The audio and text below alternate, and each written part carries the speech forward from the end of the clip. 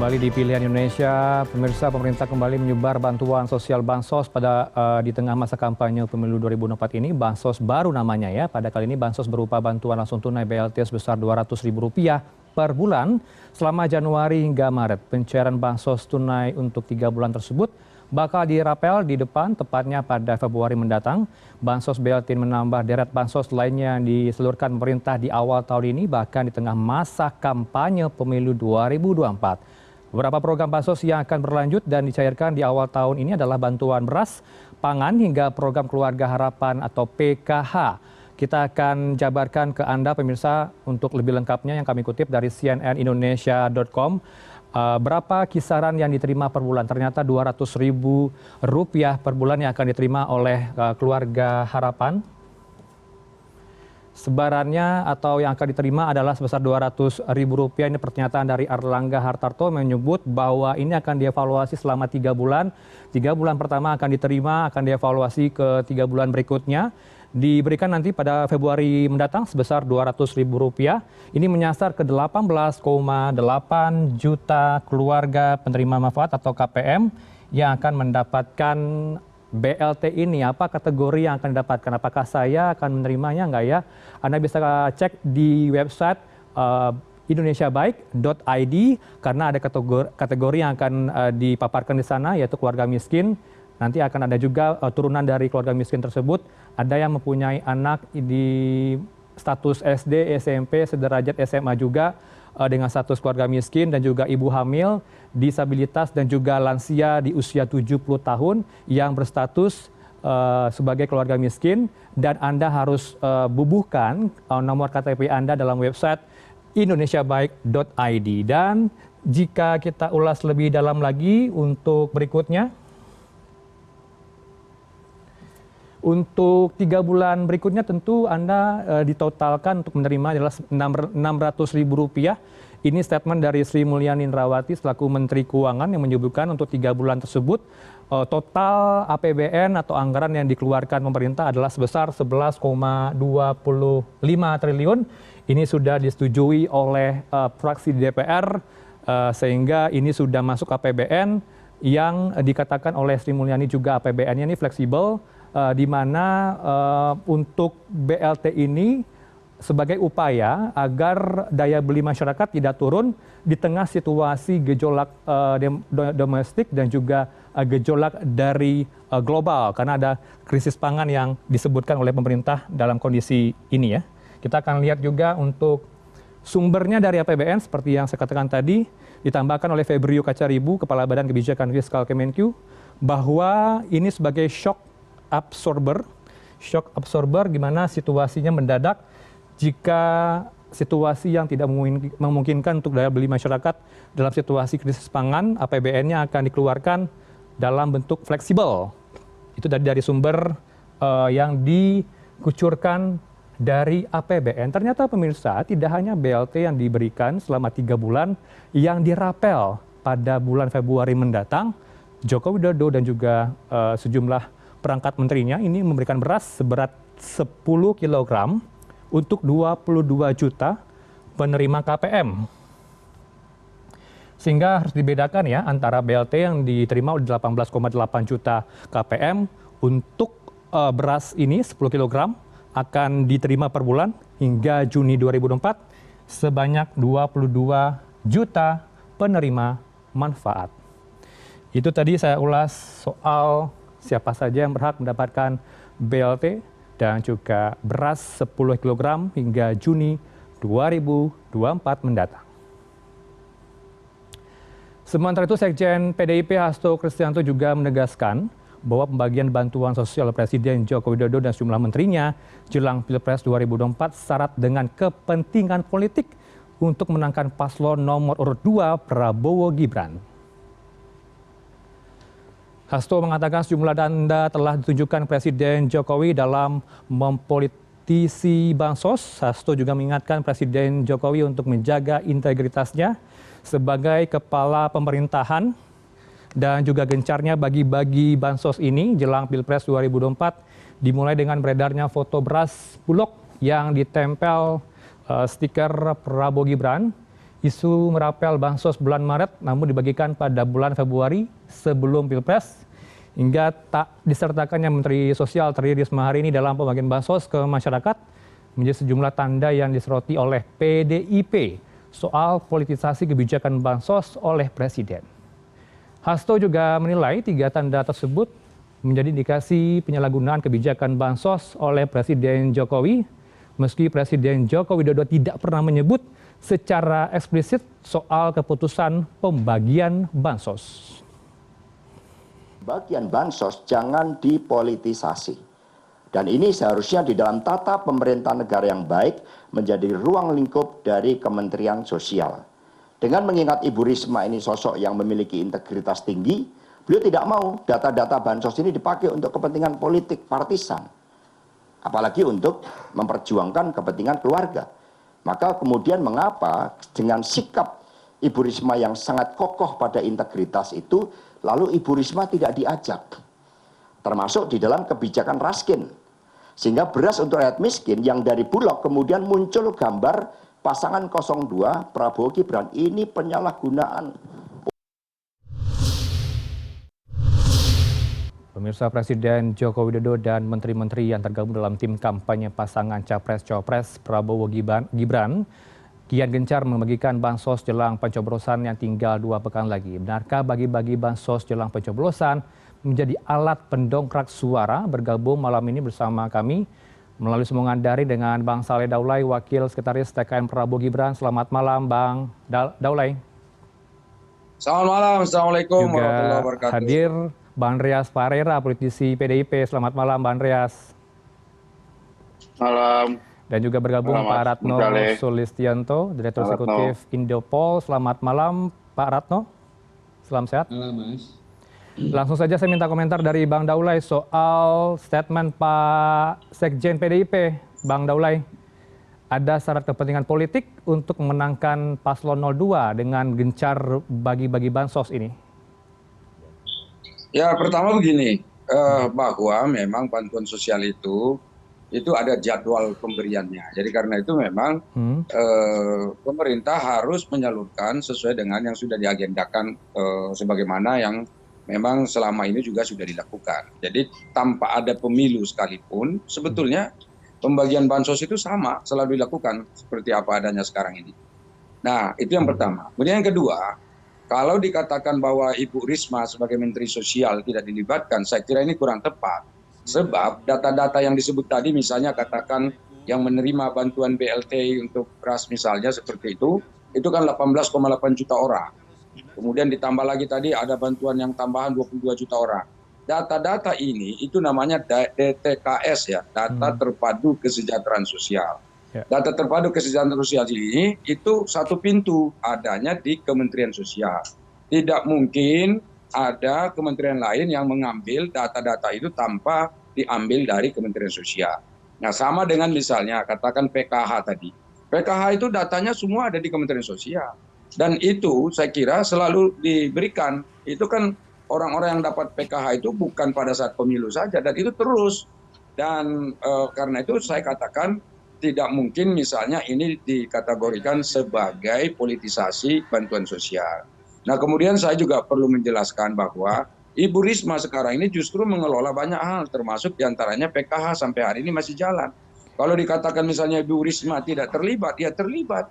Karena penanggung jawab untuk bantuan-bantuan sosial seperti PKH itu masih ada di tangan Bu Risma. Namun memang ada bantuan apa tadi kayak bantuan beras dan seterusnya itu memang karena dia bantuannya adalah dalam konteks El Nino, maka itu ditangani oleh berbagai kementerian lembaga. Nah, karena itulah datanya dalam hal ini tetap saja data yang diambil itu adalah data yang diambil dari Kementerian Sosial yang saya katakan katakan tadi seperti tapi perlu ya Presiden langsung turun tangan membagikannya ke masyarakat. Jadi begini, ini Presiden saya lihat belakangan ini selalu dianggap salah gitu. Aneh menurut saya. Jadi kalau misalnya ada bantuan seperti ini yang soal kemarin malah ada beredar video di mana Presiden membagikan beras di depan istana. Dikatakan itu yang sekarang ini. Padahal itu adalah 1 tahun yang lalu belum ada capres-cawapres. Dan itu dibagikan bersama dengan menteri lain. Itu dianggap juga salah. Nah, yang begini-begini ini saya kira perlu diluruskan. Jadi niat kita berbangsa dan bernegara ini tetap harus lurus dalam konteks kepentingan masyarakat. Di dalam konstitusi, di dalam pembukaan Undang-Undang Dasar tahun 1945 itu dijelaskan tugas negara itu adalah melindungi segenap tumpah darah Indonesia. Baik. Dalam konteks ini ada situasi di mana ekonomi kita, kemudian kita sedang mencoba menumbuhkan kembali ekonomi di tengah-tengah masyarakat, maka masyarakat kita yang lemah itu perlu mendapat support dan dukungan, terutama dari negara. Itu kewajiban negara, memberikan pekerjaan dan penghidupan yang layak bagi kemanusiaan. Respon Anda, Bang Andreas, disebutkan tidak ada yang salah, Jokowi langsung turun tangan bagikan bansos? Ya, bagikan bansos itu bagus-bagus saja gitu, dan memang itu perintah Undang-Undang Dasar gitu, bahwa fakir miskin dan anak terlantar dipelihara oleh negara gitu.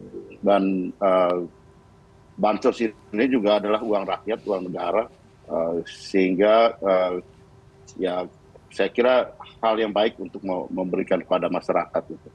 Dan soal bahwa Pak Jokowi membagikan, saya kira kita sudah tahu lah, dan rakyat ini tidak terlalu bodoh juga gitu untuk dibeli hanya dengan beras, kemudian bansos. Mereka sudah tahu gitu. Ada juga di dapil saya, dan ada yang menyatakan kalau tidak memilih anak presiden nanti ke depan tidak ada dapat bansos lagi, dana desa dihapus, KIP nanti ditiadakan. Ya itu kita bantah gitu. Artinya ini zaman kampanye, dan ya kita tahu bahwa ada upaya untuk melakukan kampanye, menggunakan ini untuk kepentingan kampanye, dan siapa yang membawa itu kemudian menjadi legitimasi, ya tentu kita jelaskan aja kepada masyarakat bahwa yang seperti ini ya jangan kita cepat percaya, dan bahwa ini adalah ya uang negara, dan itu adalah hak rakyat untuk memperoleh. Tapi kata Mas Sekjen PDIP Hasto, ini syarat kepentingan politik untuk menangkan 02, Bang Andreas. Ya memang kepentingan politik, memang itu kepentingan politik, dan itu semua orang udah tahu gitu, bahwa ini ada kepentingan politik gitu ketika menyampaikan itu. Sehingga yang harus kita lakukan bahwa menyampaikan bahwa kepentingan politik di sini ya kalau hanya itu untuk kepentingan keluarga, untuk kepentingan sekelompok, jangan Anda percaya gitu. Karena itu uang Anda gitu, uang rakyat gitu. Dan rakyat punya hak untuk memperoleh itu gitu. Itu yang kami lakukan gitu. Saya mau tanggapi juga soal yang ini kan. Jadi karena gini nih, saya membayangkan misalnya ketika masa COVID kemarin itu, Pak.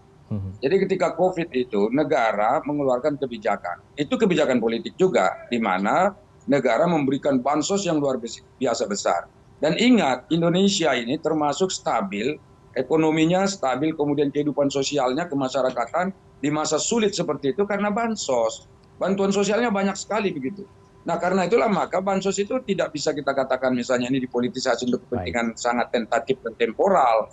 Nah terbukti sekarang misalnya, masyarakat kita kan kalau dilihat dari sisi ekonomi sedang tumbuh dan sedang diupayakan bagaimana supaya mereka menggeliat lagi kehidupan ekonominya. Nah kalau misalnya ada apa-apa, ada berbuat baik seperti ini kemudian pemerintah disalahkan. Ada memang anggaran yang tadi sudah disahkan oleh DPR dan sudah disetujui oleh fraksi-fraksi di DPR termasuk fraksi PDI Perjuangan misalnya, itu malah disalahkan. Kan itu tidak betul. Jadi kita harus konsisten ini melihat seperti apa sebetulnya bantuan dari pemerintah. Tapi kenapa kemudian dirapel selama 3 bulan, tidak menunggu Maret saja nanti dibagikan, Bang Daulay? Ini kan banyak sekali jenis bantuan yang diberikan. Ada BLT El Nino, ada bantuan kemudian dinamakan mitigasi resiko pangan, ada bantuan beras 10 kg. Begitu banyak bantuan jelang pencoblosan. Jadi begini, kalau yang soal di raffle dan seterusnya itu saya kira ini kan persoalan teknis yang urusannya adalah pemerintah yang tahu ya. Kami dari DPR tentu hanya mengawasi gimana supaya bantuan itu sampai ke masyarakat.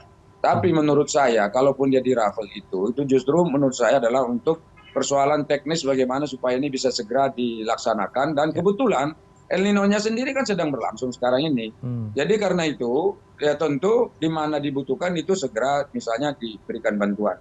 Saya kira begini, kalaupun misalnya teman-teman, siapapun misalnya partai apapun, kemudian paslon manapun yang didukung, itu harus tetap kita sama-sama dalam konteks bagaimana betapa pentingnya bantuan sosial ini harus sampai ke tangan masyarakat yang membutuhkan gitu. Baik. Mau apakah dia dirapel sekarang atau nanti setelah pemilu dan seterusnya, itu saya kira adalah persoalan teknis yang ya bisa ditanyakan langsung kepada Kementerian Teknis yang mengerjakan itu. Baik, respon Anda Pak Ratto melihat gencarnya bansos jelang pencoblosan.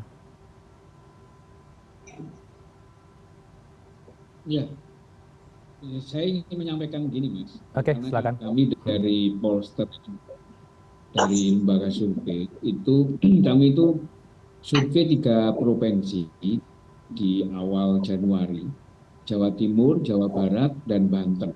Ya. Ini di khususnya Jawa Timur, kami menemukan setelah kami analisis begitu di wilayah-wilayah Mataram yang notabene-nya itu adalah basis pemilihnya PDIP, ya, Blitar, Tulungagung, Kediri, Madiun, gitu, Ngawi, itu ada undecided voter yang tinggi. Itu temuan survei kami. Misalkan di Kabupaten Blitar itu ada 85% yang tidak menjawab. Kemudian di wilayah Jombang itu 67,5%. Kemudian di Madiun itu ada 40%. Kemudian ada di Tapal Kuda, Bondowoso, Kota Probolinggo itu kurang lebih ada sekitar 55% dan 40%. Ya. Nah, kami kemudian menelusuri, biasa kami dalam tahapan survei itu kan ada identifikasi masalah di lapangan. Nah, ternyata para surveyor kami itu menyampaikan bahwa ada kendala penolakan di tingkat kelurahan, RT, bahkan responden. Nah, dari sini yang kemudian kami sebagai peneliti melihat bahwa ini ada studi kami ada keterbatasan begitu ya, ada masalah yang muncul di sini. Kenapa kemudian antara undecided voter tinggi dengan temuan yang tadi. Ini temuannya adalah penolakan pihak kelurahan dan RT itu sebagian besar menyatakan bahwa mereka tidak mau terpetakan suaranya. Bahkan di RT, ya, ketua RT ini menyatakan bahwa mereka bersepakat dengan warganya jika ada lembaga survei datang itu kita tolak, kira-kira gitu, dengan alasan apa? Agar wilayahnya tidak terpetakan. Nah, salah satu terpetakan di sini jelas terpetakan secara politik. Kemudian mereka juga menyampaikan bahwa kami takut bansos dan PKH itu dicabut. Contohnya di Kabupaten Lamongan, kami menemukan dari surveyor itu bahwa pengalaman pilkada tahun lalu misalkan itu ada sebagian ada desa tetangga kami yang bansosnya itu dicabut karena tidak sesuai dengan pemenang saat itu, ya, kira-kira begitu. Jadi dua fenomena ini, temuan di lapangan dan undecided voter yang tinggi di wilayah basis pemilih PDIP, bahkan Tapal Kuda itu ada basis pemilihnya Anies Muhaimin. Ini saya melihat ada semacam anomali gitu ya. Kalau kami dalam Polster, kira-kira hasil survei kami ini tidak menunjukkan peta sesungguhnya. Nah, temuan itu, Pak Ratno, bersama. Maaf, temuan itu Anda temukan di basis 02 atau 03 atau basis mana? Sehingga ada ketakutan dari mereka, surveyor ini. Itu kan wilayah kabupaten, wilayah kabupaten basis pemilih PDIP. Misalkan kayak Kabupaten Blitar itu PDIP pemenang, gitu ya. Kemudian Madiun, Ngawi, gitu. Ngawi, kemudian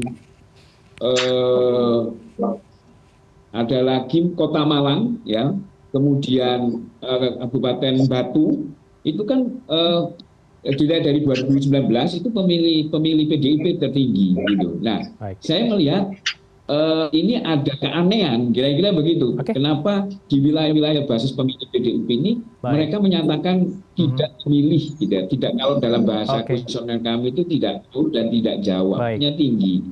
Baik, ini bisa dijawab nih. Nanti dijawab lebih lengkap Bang Daulay dan juga Bang Andreas. Kita harus break terlebih dahulu. Usai jeda berikut kita akan saksikan pernyataan respon dari keduanya, Bang Andreas dan Bang Daulay. Tetaplah pemirsa bersama kami di Pilihan Indonesia.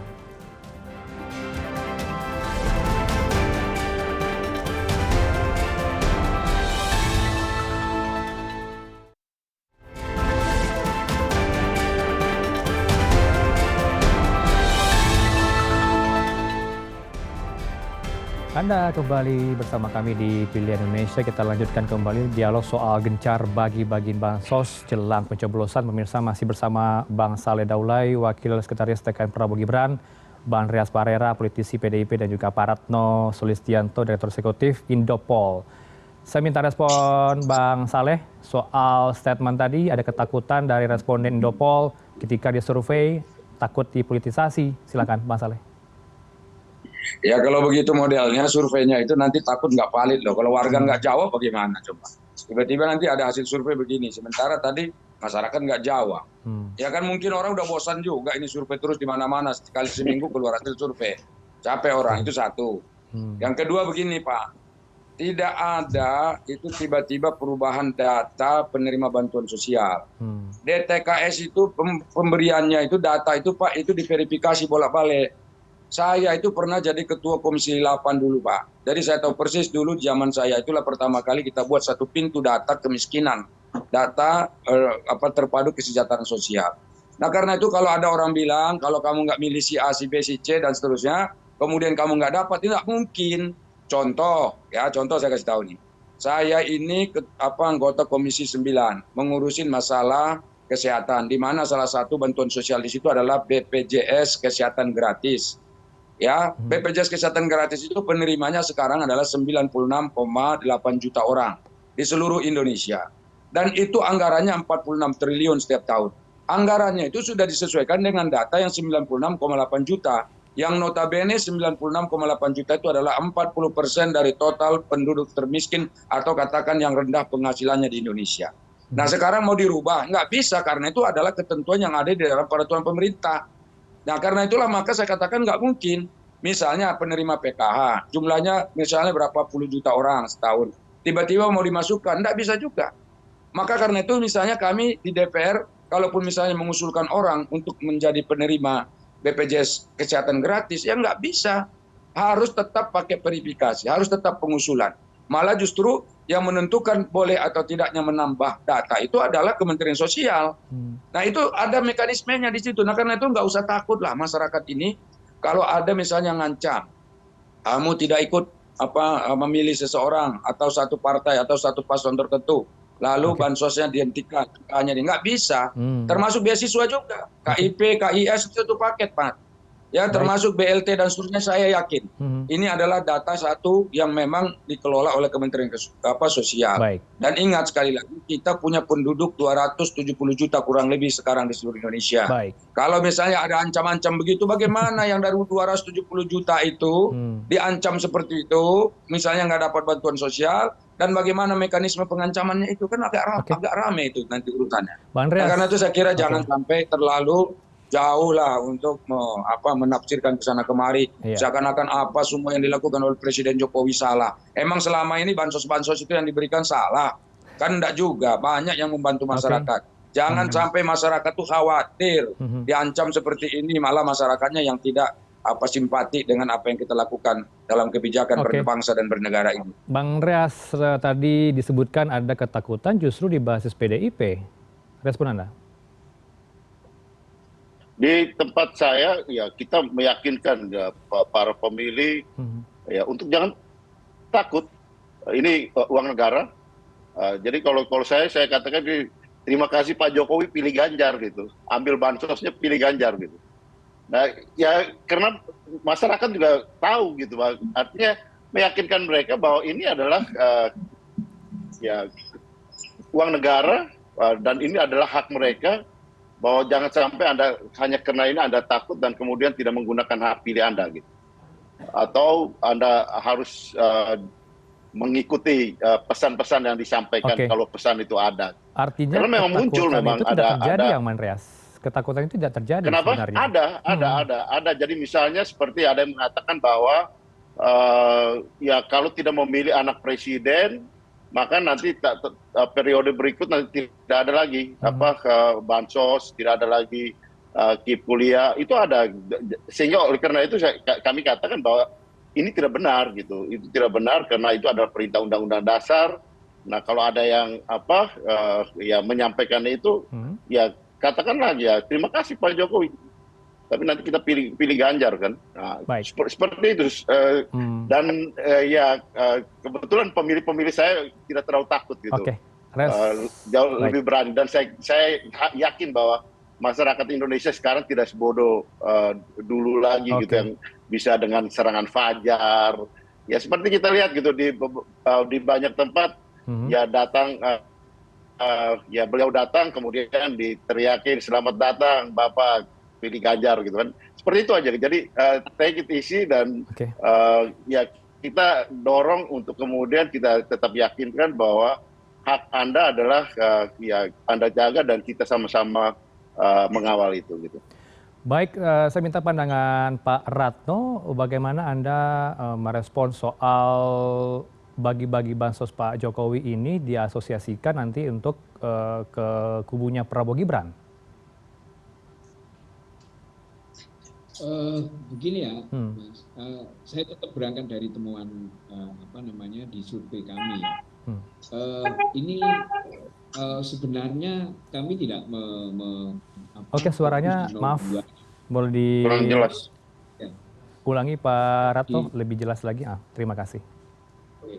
Sebenarnya temuan kami ini sifatnya kan begini, kebetulan itu ada di basis PDIP gitu ya. Artinya sebenarnya umumnya itu ada situasi yang panas begitu, ada situasi panas di bawah ini sehingga mereka menolak ketika kami survei. Ini menurut saya problem ya bagi kami sebagai lembaga survei. Meskipun ada metode yang bisa kami upayakan untuk biasanya itu kita random lagi begitu di wilayah yang lain dan sebagainya. Nah, cuma yang bisa saya tarik di sini adalah bahwa sebelum bulan Januari ini itu tidak ada masalah itu, gitu kan, kira-kira. Nah, tapi kenapa kemudian di periode Januari ini ada penolakan? Ini kan berarti menurut kami ada satu hal yang responden itu kira-kira menjawabnya itu dalam tekanan, begitu ya, dalam tekanan. Nah, ini menurut saya hasilnya pasti tadi disampaikan Bang Daule ya, bisa jadi ini akan menjadi data survei yang keliru gitu ya, apalagi ini masih ada 2 minggu misalkan, bisa jadi angkanya bisa berubah kan gitu, Bang. Jadi sebenarnya kode-kode atau masukan bagi ketiga paslon ini gitu ya, bahwa angka-angka terutama itu adalah di survei Indopol begitu ya, ini bisa berubah. Kira-kira begitu. Baik. Sayang sekali waktu kita singkat sekali, kita harus tutup dialog ini. Terima kasih. Kita harapkan nanti ke depannya agar tidak ada lagi polemik yang akan terjadi, karena banyak sekali anggapan dalam situasi kondisi politik saat ini menjelang 2 pekan lagi pemilu, ada bansos yang diberikan meskipun wajar tadi dikatakan oleh sejumlah statement dari Kementerian Keuangan. Prabowo Gibran akan melanjutkan bansos. Baik, terima kasih Bang Saleh Daulay, Wakil Sekretaris TKN Prabowo Gibran, dan juga Bang Andreas Parera, politisi PDIP, dan juga Pak Ratno Surlistianto selaku Direktur Eksekutif Indopol bersama kami di Pilihan Indonesia. Selamat malam Bapak-bapak, salam sehat. Assalamualaikum. Waalaikumsalam. Dan informasi terkini lainnya